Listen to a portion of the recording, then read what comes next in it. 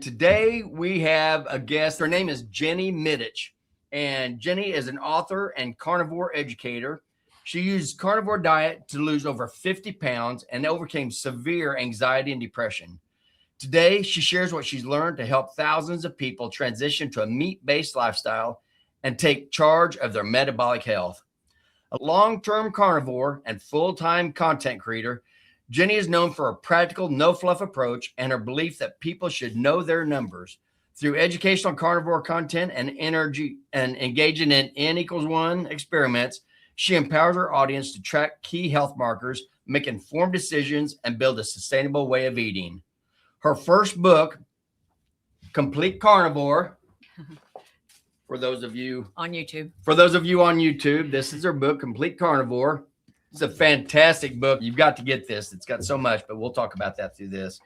But that was released in November of 2025. And Jenny resides in the Chicagoland area with her husband, Goran. Is that how you pronounce his name? That is. Good job. Goran and her twin sons, Max and Harry. When she's not creating content, she enjoys reading, traveling the world, and devouring ribeyes. I am with you on that. Welcome. They're so good. Thank you so much for having me. Absolutely. So for the listeners who don't know you, what is your backstory? What got you to become carnivore in the first place? It was my husband, actually. Before we met, we've been together for almost 9 years. Before we met, he had been over 400 pounds.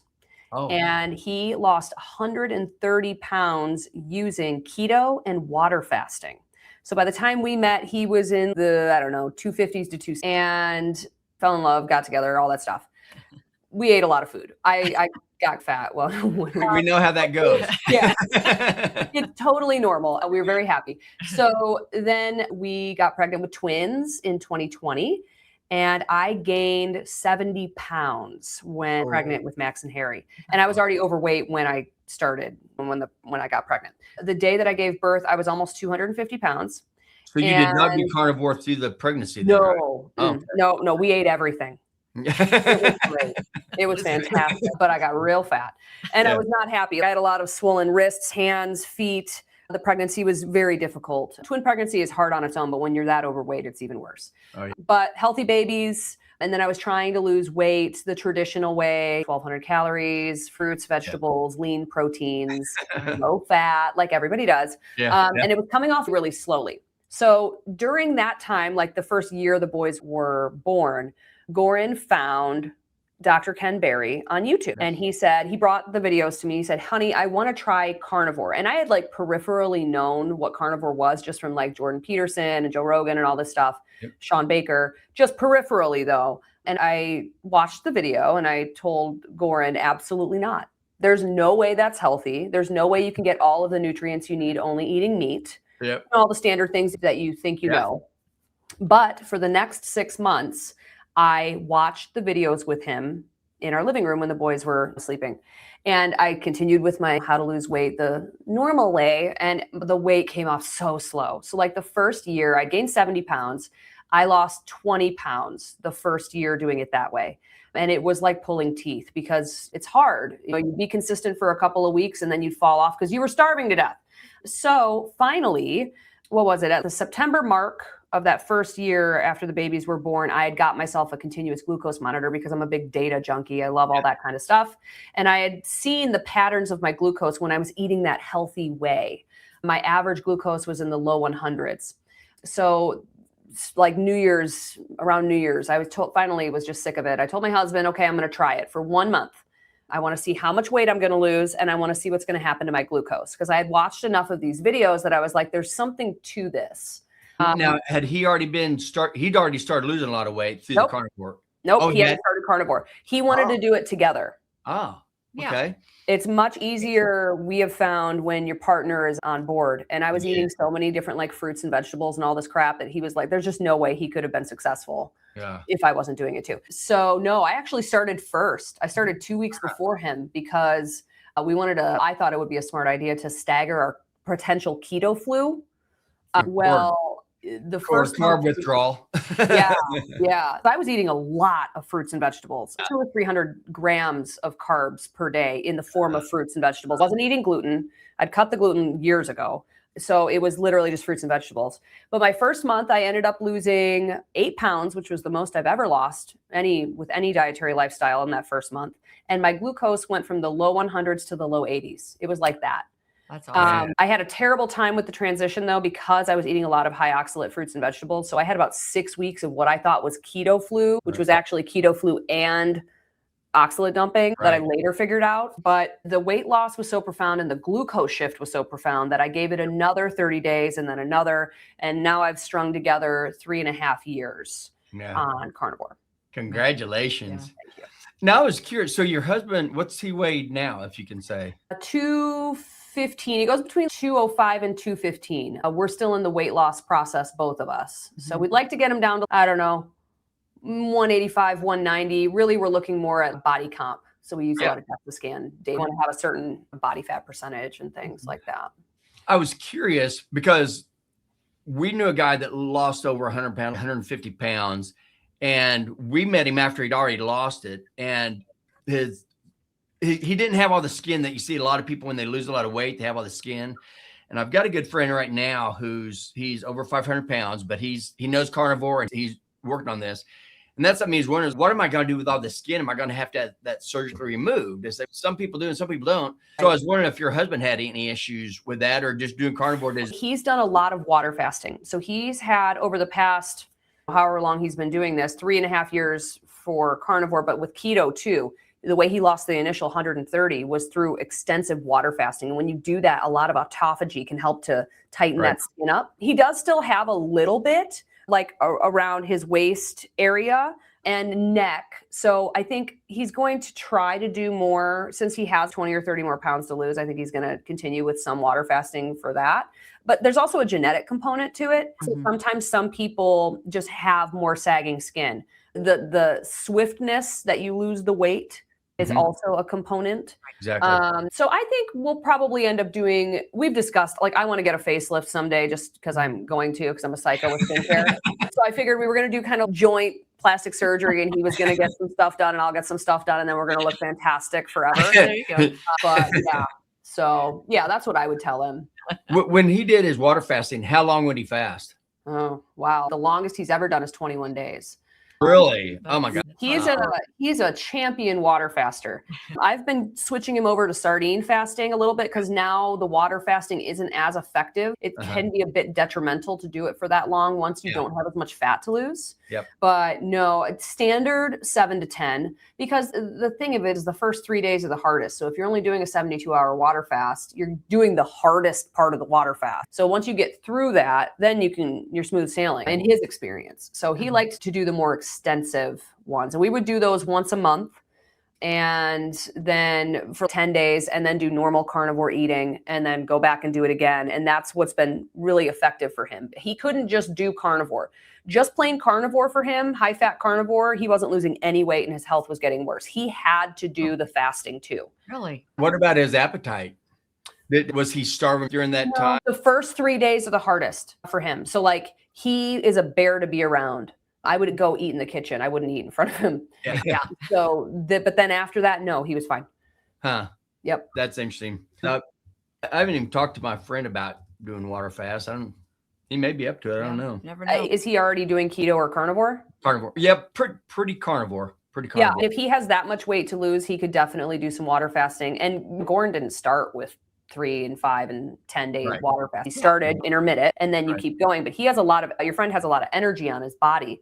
So he could probably do some extensive water fasts and see that weight come off pretty quick. Yeah. I'm gonna have him try that. So just see how he does and tell him that the first few days is going to be the hardest. If he even does that, even if he just does 24 hours for the first time, just see how that goes. A lot of it's mental. Yeah. You think, oh my God, I can't eat. And then you start to feel a little lightheaded and you're like, oh, I'm going to die. And really you can just push through that most of the time. Yeah. I remember the first time I did a 24-hour, I had already fasted 18. I was like, screw it. I'm just going to push it. And I did it. I went 25 and I was so happy. But for me personally, I have Hashimoto's. So I don't do very well with extended water fasting. I do better with sardine fasting if I'm going to fast. So how do you do that? Well, sardine fast, it's just a protein sparing modified fast. So you're just like a mono food. So you just eat sardines whenever you're hungry and then you stop when you're full and then repeat. And that's it. They're highly satiating. It mimics the effects of a water fast. And in some cases, I've had better results with a sardine fast than water fasting. Goran has been experimenting with it as well. His ketones go up much quicker during a sardine fast. Really? Yeah. And you're also eating something. So you're not having to have that first 3 days of total torture. So like how many sardines do you eat at a time? Do you eat a can at a time or 1 to 2 cans typically? They're very satiating. It's hard for me to eat more than 2 cans in a sitting. So for the first few days of a sardine fast, I'll do 3 to 5 cans in a day. By the end, it depends on how long I'm doing it. I've done a 21-day sardine fast, a 14-day, a 10, a 7, 5, and 3s. Man. The 21-day, by the end, I was just eating 1 or 2 cans per day. My ketones were so high and my blood sugar was just like, it was like normal, 70. And I was just like so full of energy. I had to force myself to eat a can or 2. Because I'm like, I'm not water fasting, I'm sardine fasting. So I need to. See, and I haven't done that yet either. I haven't had sardines, but she did. Like within the last month, probably just before we left for meat stock. And I had seen, I think it was the ketogenic woman, and she had made the little waffles. The waffles. Yep. Anita. I love her. Yeah. So I had been seeing different things, but different influencers talk about sardine fast. So I go to the store. This was like, I don't know, a year ago or something. And I bought 5 or 6 cans of sardines. I'm doing it. No, I didn't do it until last month. And then I finally, when I saw that, I was like, maybe because do you eat them straight out of the can and look at their little faces and stuff? There's no face. So it's just, it's like little eyeballs. It looks like they're just little fish. No eyeballs. There shouldn't be, at least in the ones that I've had. You can get boneless, skinless that have nothing. It's just the fillets, or the bone-in, skin-on have the spines. I don't know. They'll have a tail. I don't know what I did. I just dumped them and then I just started chopping them up because I didn't want to look at them. And then I added the beef tallow and I added some gelatin powder. I think that's it. Make the waffles, right? Yeah, to make the little waffle. And I think I even added a little bit of cayenne pepper just in case. It needed to be a little spicy. And they were really good. I was very surprised. Yeah, I haven't made that recipe yet, but everyone I've talked to that has is raving about it. So I definitely need to try it. It's crazy. Yeah, I just realized there's no way I'm going to open that up and just put one of those in my mouth. But we might. So that's what you did?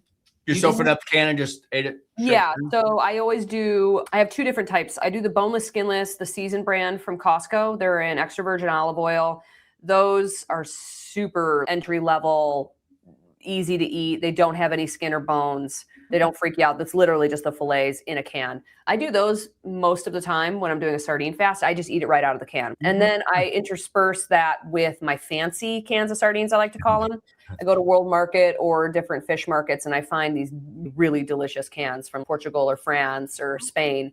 And I maybe eat one of those every day or every other day during a sardine fast just to mix it up. I have a whole video on like how to eat canned sardines, like different condiments you can use, what to expect when you open the can, water versus oil, boneless, skinless versus bone-in, skin-on, and just all of the ways to kind of get over the fear. Because a lot of people have that reaction. They buy them and then they're like, oh God, I don't want to open the can. That's normal. That's very normal. Thousands of people have told me they have had that reaction. So that's okay. But that whole video that I made is specifically for you. If you have that experience, you can watch it and it just kind of eliminates the fear. Yeah. I'm anxious. I'm definitely ready to do it. Since we've learned so many things that we never even thought of before. And I'm loving it. Loving it. Yeah. So whenever you do the sardine fast, or even just with carnivore, do you have, I know you wanted to lose weight, but did you have any other issues? Like you have inflammation or, something you're trying to get rid of? Depression, anxiety. Right. So I came to carnivore for vanity. I wanted to lose weight. But the glucose was interesting because I had the monitor. The things that happened after I was consistent on carnivore for at least 3 months, my anxiety completely disappeared. I used to have as needed anxiety medication for panic attacks since I was like 13. And I also had depression. Those things just disappeared. I no longer have that prescription. I haven't had it for years. But that was unexpected. I just noticed, oh, wait, I haven't had to take a Xanax for a month or 2 now. What's going on? That was weird. My sleep improved. Inflammation, definitely. And inflammation, weight was what came off first. So that was a thing. If you look at photos of me, because I'm 42 now, if you look at me from my mid 30s And after I had the boys and everything, you can just see it in my face. So that was helpful. So many improvements that I wasn't expecting. It was just, oh, great. Just another thing that's improved. You go into it for whatever reason you go into, and everything else improves. Yeah. And then you start finding all these things start clearing up. I know. The people that we've gotten on it, and I work with several of them, and it is so fun to have them coming in every day and say, look, I'm down another size, or, oh my gosh, I haven't been on these medications. There's all kinds of things. Everybody has different things. Rheumatoid arthritis. I had a girl that she'd had rheumatoid arthritis for 15 years on meds, IBS really bad, off all her meds. It's amazing how it doesn't take that long. Diabetic meds, we get people off diabetic medications within the first 30 days. Because if you're not eating the glucose, it's not going to go up. So you don't need the meds that are actually making diabetes worse. But anyway, I don't want to keep going. I want you to talk about your book. What made you write the book, and how's your book different from these other books? Because it's not just a cookbook. It's got some fantastic recipes on it, but it's not just a cookbook. And I That's think true. I describe it like the encyclopedia for the carnivore diet. It's the book I wish I had had when I started carnivore. Really? So I've always wanted to write a book. I'm a voracious reader, but I didn't really know what my first one was going to be. And I actually got an email from the publisher, same publisher as Dr. Sean Baker, Dr. Barry, Courtney Luna. I just got a cold email from them saying, hey, you want to write a cookbook? And it's funny because I had just told my husband 2 weeks before I got this email, I'm friends with Courtney Luna, and I had her on the podcast and interviewed her, and was like, what was the process like of writing a cookbook? And she, oh my God, it was so hard. I was crying every day. It was a lot. I will never write another cookbook. And so I had told Goran, my husband, I was like, man, I'm never going to write a cookbook. That sounds terrible. 2 weeks before I got this email. So I got the email. I saw who the publisher was. I'm like, I got to take this email. Yeah. I got to take this call. So I got on a call with them, and I pitched what I wanted to write. I was like, yeah, I can do some recipes because I have some recipes on my channel. I'm not a chef though. But what I want to write is a complete in-depth guide to the carnivore diet. I've learned so much with the YouTube channel and just helping people that I really want to write a really in-depth thing and do 80 carnivore recipes. It'll be like 2 books in one. And they were like, awesome, do it. So I started writing it. I wrote the book in 6 months. So you have to take all of your own photos. So I did all the photos too. I already had about 40 of the recipes developed. So I had to develop 40 more. And yeah, and then the editing process and all that kind of stuff. It finally came out last November. Yeah. Huh. So why did they contact you? Did Courtney talk to him or something? Or? No, I think it was because of my channel. The vice president of the company had found my complete in-depth guide to the carnivore diet video that I had released in the beginning of 20, I think. So every January I release a how to start the carnivore diet video. And this one was like an hour long. It was literally in depth, how to do everything, what to expect, troubleshooting, all this stuff. So he had found that video and liked it and sent me an email. So that's, I think I had the built-in audience. I think at that point I had 100,000 subscribers, 120 or something like that. Yeah. Yeah.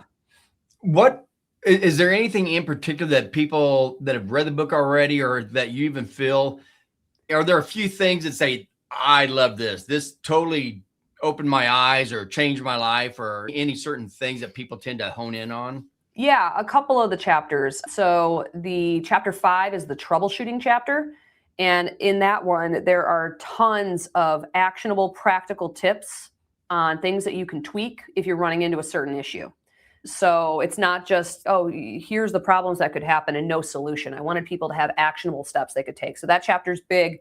And then chapter 8 is the monitoring your progress chapter. And that gets back to all the dorky data stuff that I like. So blood work, DEXA scans, continuous glucose monitoring, Keto Mojo, continuous ketone monitoring, arterial scans, and all the different ways that you can test and measure your progress. Because you don't do something, at least even take a weight or measurements or do photos or something, you have no way of knowing what's actually happening within your body. And one of my biggest things is you need to know your numbers, basic numbers, fasting insulin, fasting glucose. So what's your triglycerides, your HDL, your A1C, what's your HSCRP, systemic inflammation? Do you have visceral fat, and what amount is it? Is it going down? Is it going up?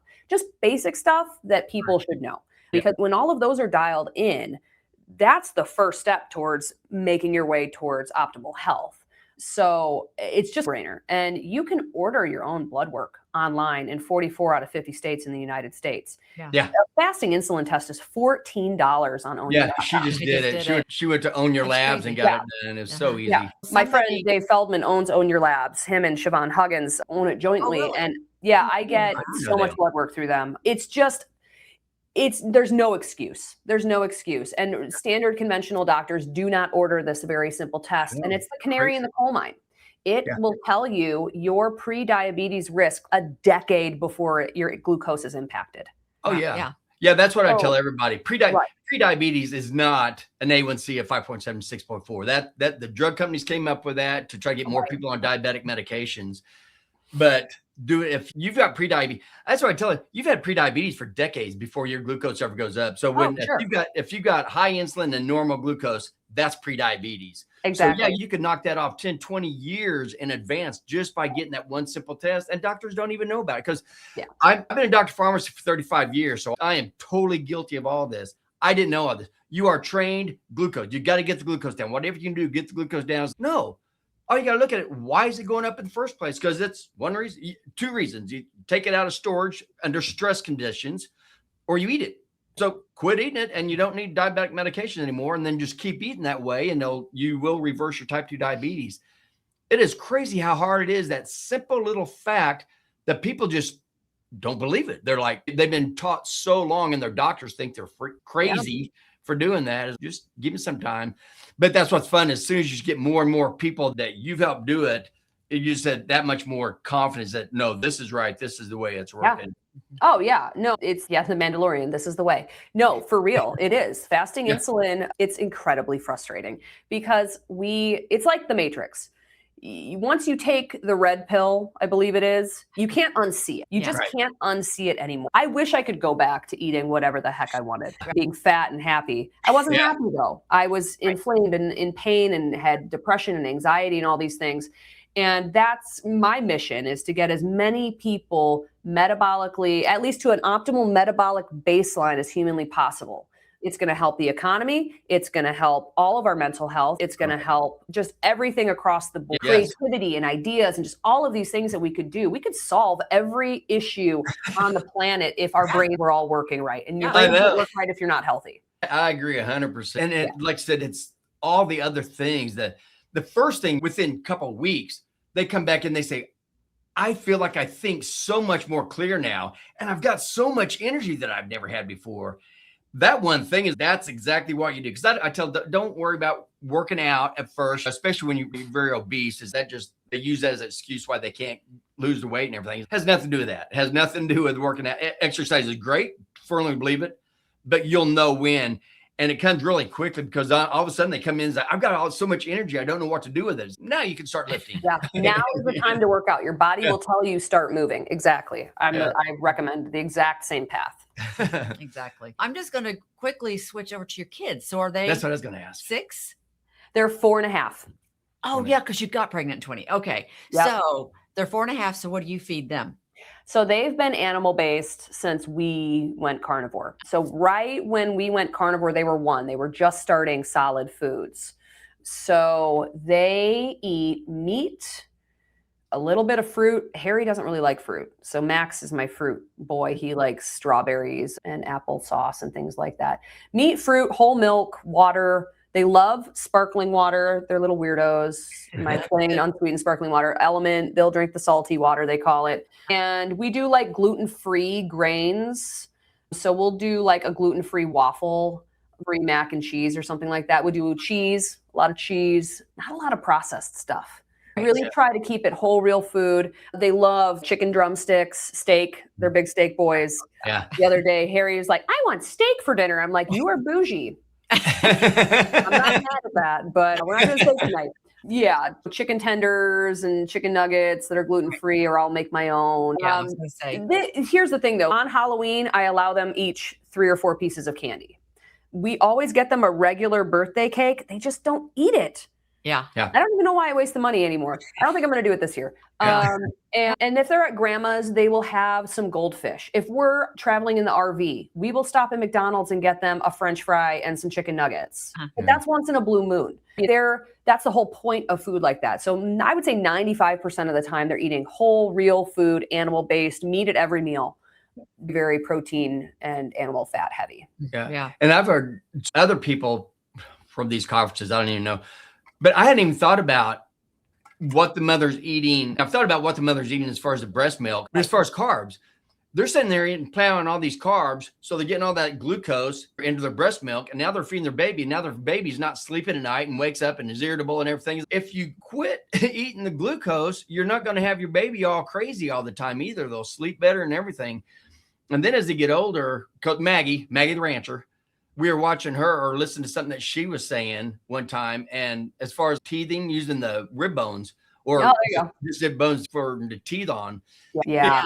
Yeah, we did that with the boys. We would do big strips of steak or bone or just a chicken. It's so cute, the videos we have. Actually, it's funny because one of their first words was mama and tata, which is dad, dada.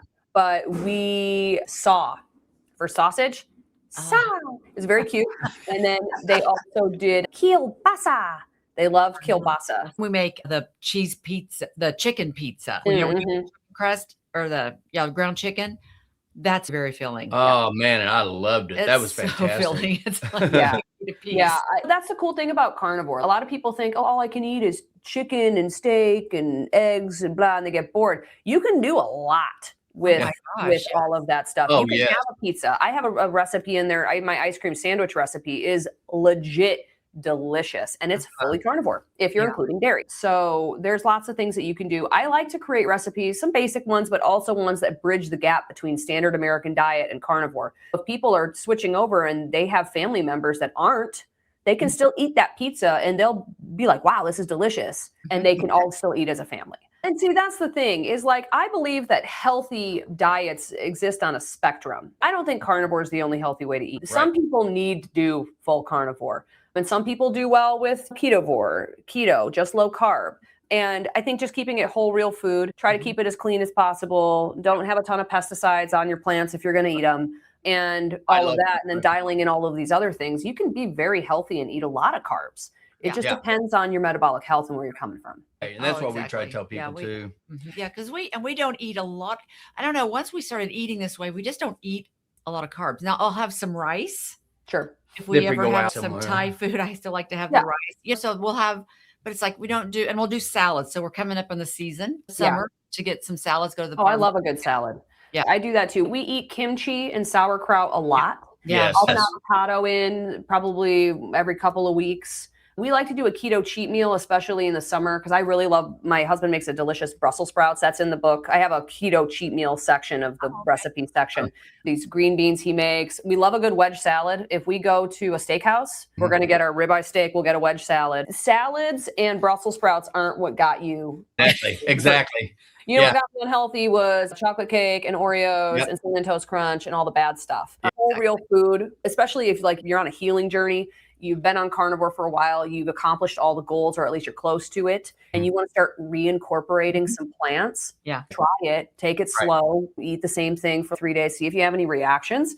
If you don't, go all in. Now, if it triggers like sugar cravings or anything crazy, I would probably not include that food. If you can't moderate that food, I probably wouldn't include it still. But the whole goal isn't to just be as pure and carnivore as possible. The whole goal is to be healthy and optimized and feel good. And I think, that's why like on my channel, I am not dogmatic at all. I'm very moderate in just my approach because we have to meet people where they are. And I remember when I started carnivore, I was like, oh my God, that's crazy. How can you get all your nutrients, blah, blah, blah, blah, blah. And that's the standard starting for most people. But you got to give them a way in. Don't freak them out. And then once they're in and they start to see the profound health improvements, then they can really start to do all of this other stuff. But we can't ask them to just do beef, salt, and water. And you have to make sure you're getting up with the sun, and you have to be doing red light and doing all this different stuff all at the same time. For God's sake, just start with just eating some lower carb to process stuff out. How can we package this in a way that helps people get there, because that's Right. half the battle. And then want to improve even more. Right. Exactly. Because like you said, once you start feeling better and you have more energy, then you have the mental bandwidth to do other things. In the Right. beginning, you feel like crap.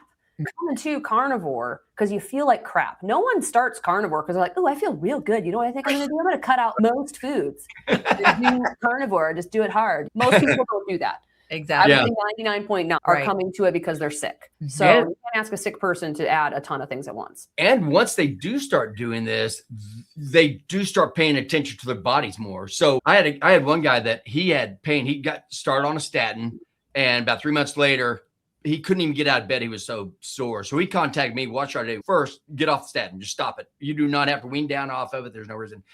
But then we worked on him with this and got him into carnivore. Told him to stay if he wanted some fruit, very little fruits, because there is fructose and glucose, and those are obesogenic. But I said, just stick with the plants above the ground for now, because there's a lot of glucose in the starch and the ones that grow below. And he started doing it, and he ended up getting all of it. He said, I like the carnivore more.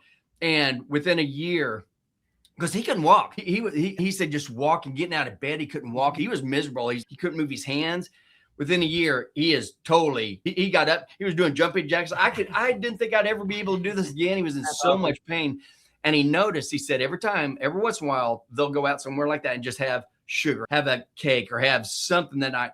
And the next morning, he said, the pain is back. Oh, yeah. But then it goes away. But he notices how it comes back so quickly. So now he knows, is it worth it? Yeah. Is it worth it tomorrow? Yeah. Yeah, I totally. I always say store that feeling of the cheat meal and how you feel the next day in your mental Rolodex. Yes. Because that will, the next time that food, if you just keep doing that and you remember that, how you felt, that's the biggest, I don't ever want to do this again, motivate, you know. Yeah, no, it's amazing. I can have, like I said, some vegetables, I can have a little bit of fruit or something, and I'm not going to have that reaction. But if I have something with gluten in it, if I have alcohol, so I used to be a heavy drinker. I only drink a few times a year now. I like a good margarita. You know, I like a glass of wine. But even if I just do one, I feel it the next day. And that's, your body talks to you through symptoms. Yep. Fatigue, gastrointestinal stuff, depression, anxiety, those things will pop up immediately. And when you're really in tune with your body, you notice that. Most people are just so numb to all of that. They just assume, oh, I just feel like crap all the time. That's normal. It's not normal. That's not normal. That's the biggest takeaway here. Actually, it is normal now. That's what's so hard to get through to people. It's common, but it's not normal. Yeah. That should not be happening. You should feel good most of the time. Yeah. Once you really get cued into how your body speaks to you, I know exactly what this food is going to do to me. And that's why I avoid that. You know? See, and I'm very lucky. I've never had anything. I've never had any inflammation. I can eat all kinds of stuff. It's never bothers my stomach, never does anything. I don't think I do either. Yeah. So we did it strictly for the health, and just want to stay out. And that's the other thing that people talk about is when they're trying to do this and they walk by cookies or something like that, and they start this little mental game of, oh man, that looks good. I bet that tastes good. I tell them, man, stop that immediately, because you're going to lose that battle 100% of the time. Oh, I bet that tastes good. Oh, I need to do this and everything.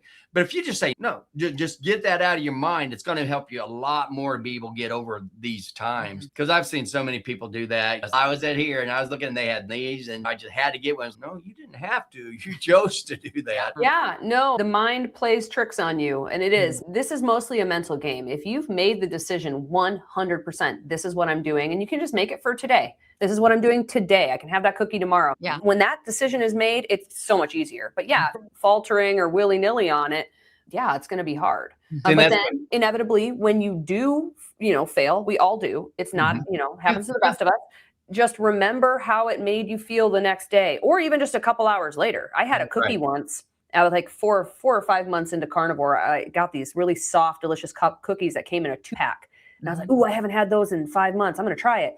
I ate it. They were delicious, but within an hour, my glucose spiked to over 200 and I felt like crap for 3 days afterwards. So I haven't had cookies since then. Yeah. You just have to remember how it makes you feel. And that's what I tell people too, is it's sweet and it has that taste, but you're talking about seconds on your tongue, and now it's gone. And now your body has to deal with the rest of it. So if you're just wanting that sweetness for that one few seconds that it's on your tongue, and then once you do it makes you hungry for more. You just want more and more of those sweets. And that's how I did it to myself when we started. Is why would I do this for that exact reason? It's only going to taste sweet for a little bit, and that's going to make me hungry, and then it's going to make me mad because I go ahead and I devour an entire whatever package of Oreos or whatever. And so okay, we did.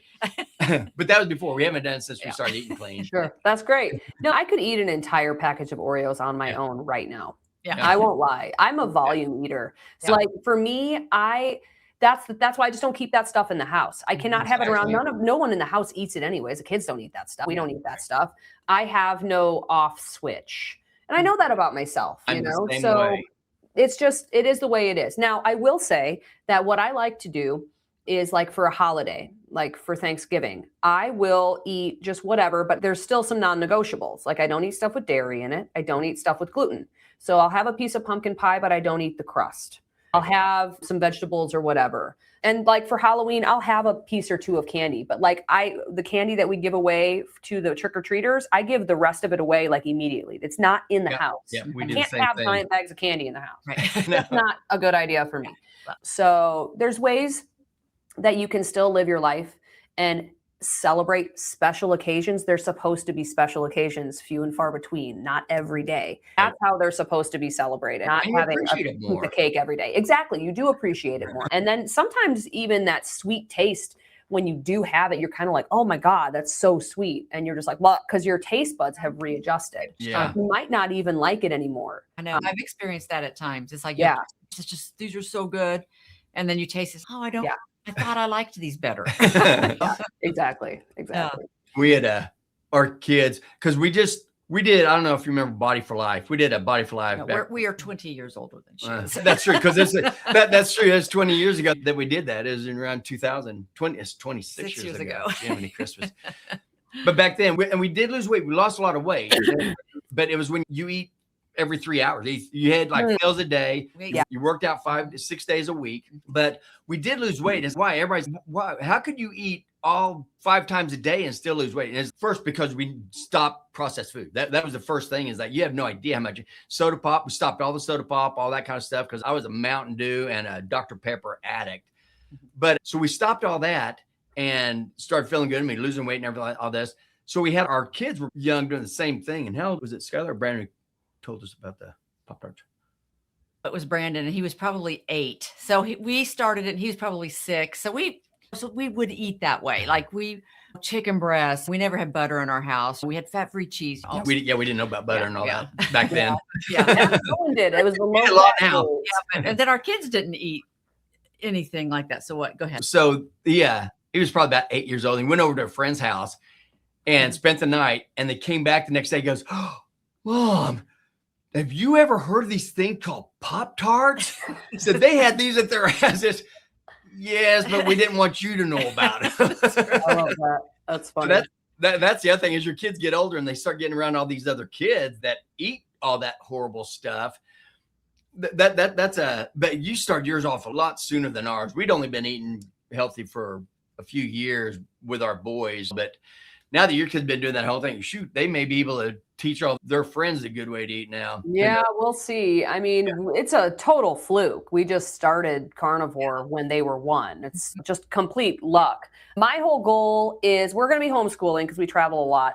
And my whole goal is to have the coolest house on the block so that all of their friends want to come over and chill. And then they can have all of our really delicious, healthy foods. But that's also why I don't disallow them from having crap food like that occasionally. So when they go to grandma and grandpa's, they'll have some crappy stuff, because I want them to be exposed to it, so then they're not binging it later. Exactly. With an eating disorder because of it. Do you ever deal with anybody with eating disorders, like very underweight or eating disorder people? So we haven't dealt with any of them yet. Have you? Yeah. What kind of issues do they tend to have?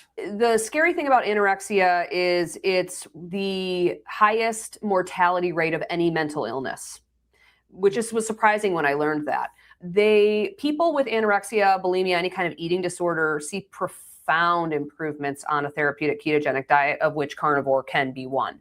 And a lot of that has to do with the fact that their whole life, if they have to go to the hospital or things like that, when their the refeed is all just soybean oil and sugar and just eat all of this crap food, and then that exacerbates their anxiety and depression. Their brains aren't working correctly, and it's just a vicious cycle.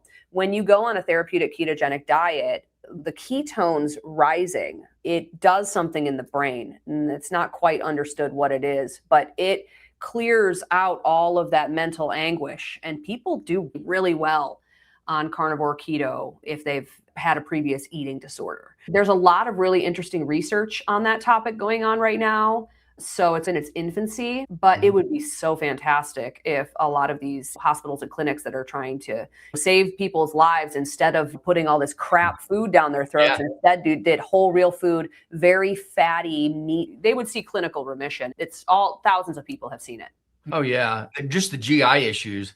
People don't realize how all these GI issues, none of these, we didn't used to have any of this stuff, the diabetes, all this stuff. It just wasn't around. No. Yeah. And these GI issues of people, they don't, that's the other thing we're trying to explain to people, how your gut is so important, their microbiome and everything. And when you eat all this crap that has all this glucose and you're totally changing your microbiome, that's when all these things, these autoimmune diseases and everything start coming up. Oh yeah. A lot of this stuff isn't even real food. It's bioengineered.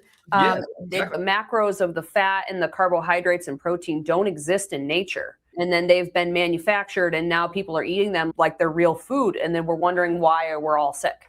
Yeah. Yeah. It makes perfect sense. Yeah. Yeah. And that's what I said. Basically, it's you're either feeding your body nutrients or you're feeding them toxins. Yeah. It's one or the other. And your nutrients is what your body's made up of. If you look at a body, tear it down, it's protein, fat, cholesterol, vitamins, minerals, and water. It is not glucose. You've got such small glucose stores in your liver and small in your muscles. And it's the drug companies, the food companies that have gotten us on purpose to get everybody addicted to these carbs. And now you have even professionals who say, oh yeah, the brain glucose is the choice fuel for the brain and for all this. No, it is not. And that's what I tell you. If you choose glucose for your energy source, you will end up with diseases, with all kinds of GI issues, ruining diabetes, ruining your organs.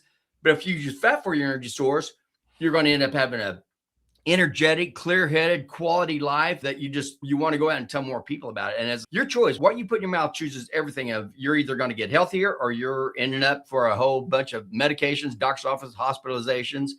And it's really that simple. And you choose. You're the one who's putting the food in your mouth. You don't need doctors to tell you. In fact, doctors won't tell you. Well, doctors have some good doctors.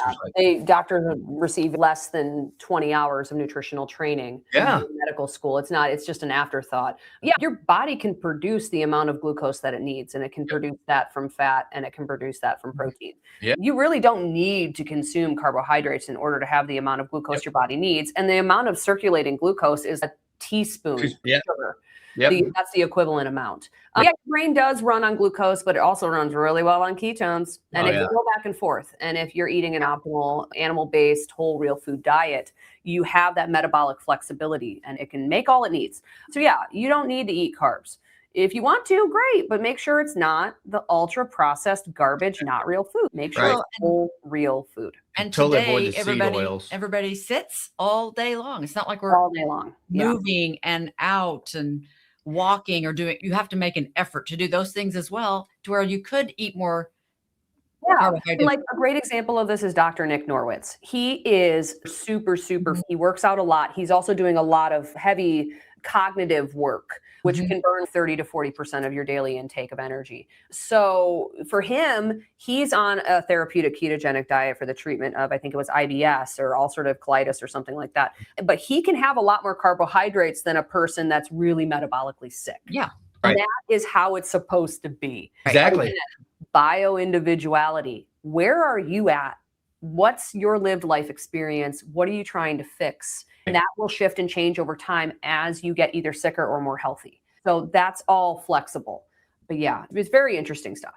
Yeah, absolutely. See, I don't know what made me think about it, but another thing, when we've been trying to get people to switch over, not trying, but if they want to, I always want to try to make them think of their why. Why do you really want it? Think of your future. What is something that you've always wanted to do, but you couldn't because of your physical?